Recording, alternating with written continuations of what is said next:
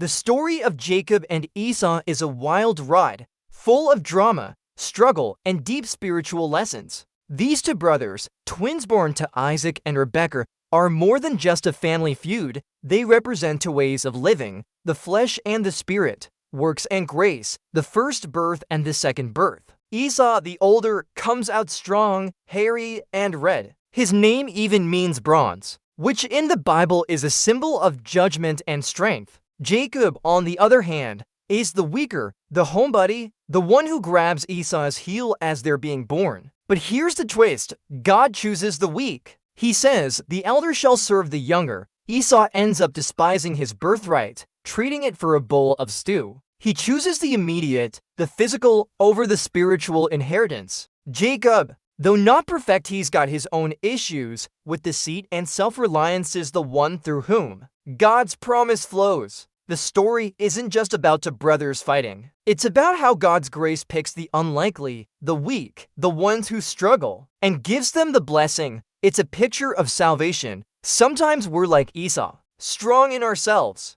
Sometimes like Jacob, weak and wrestling. But God's plan is always deeper than what we see. And don't miss Rebekah's role. She's not just scheming. She's aligning herself with God's prophecy. The whole thing points to Jesus, the ultimate fulfillment of the promise, where the strong serve the weak, and grace trumps works every time. At sinabi ng Panginoon sa kanya, dalawang bansa ang nasa iyong sinapupunan, at dalawang uri ng mga tao ang maghihiwalay mula sa iyong loob, at ang isang bayan ay magiging mas malakas kaysa sa kabilang bayan, at ang nakatatanda ay maglilingkod sa nakababata.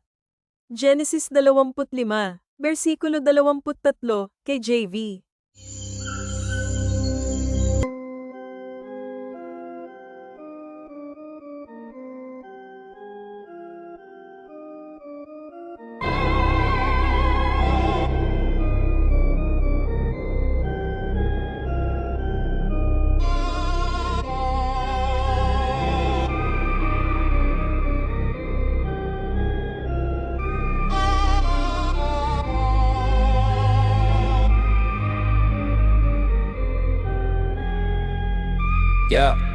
Yeah.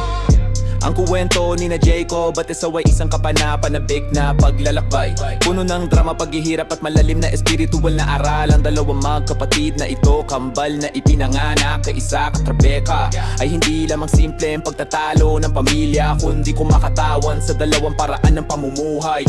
Ang laman at ang espiritu, ang gawa at ang biyaya, ang unang kapanganakan at ang ikalawang kapanganakan. Si Esau ang panganay ay lumabas na malakas, mabalahibo at pula, at ang kanyang pangalan ay nangangahulugang tanso na sa Biblia ay simbolo ng paghatol at lakas. Si Jacob naman sa kabilang banda, ang mas mahina, ang lagi nasa bahay, ang humahawak sa sakong ni Esau habang ipinapanganak sila. Pero heto ang twist, pinipili ng Diyos ang mahihina. Sabi niya ang nakatatanda ay maglilingkod sa nakabata.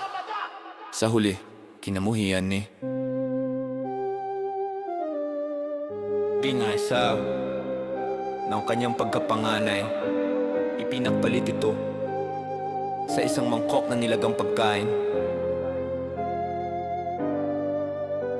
Pinili niya ang agaran,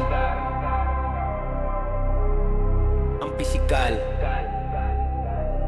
kaysa sa espiritual na mana. Si Jacob, bagaman hindi perpekto, may sarili siyang mga isyu sa pandaraya at pagtitiwala sa sarili. Ayan siyang pinagdaluyan ng pangako ng Diyos. Ang kwento ay hindi lang tungkol sa dalawang magkapatid na nag-aaway. Ito ay tungkol sa kung paano pinipili ng biyaya ng Diyos ang mga hindi inaasahan, ang mahihina, ang mga nahihirapan, at binibigyan sila ng pagpapala. Ito ay larawan ng kaligtasan. Minsan tayo ay parang si Esau, malakas sa ating sarili. Minsan naman ay parang si Jacob, mahina at nakikipagpuno. Ngunit ang plano ng Diyos ay laging mas malalim kaysa sa nakikita natin. At pagpalampasin ang papel ni Rebekah, hindi lang siya nagpaplano, nakikipag-ugnayan siya sa propesyon ng Diyos.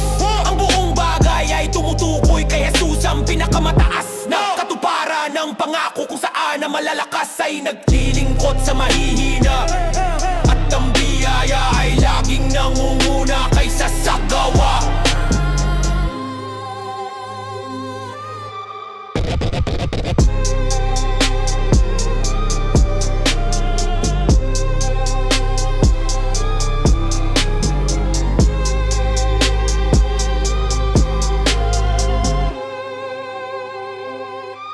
Paki-share po ang channel, si Jesus ay Hari, sa ikaluwalhatian ng Diyos.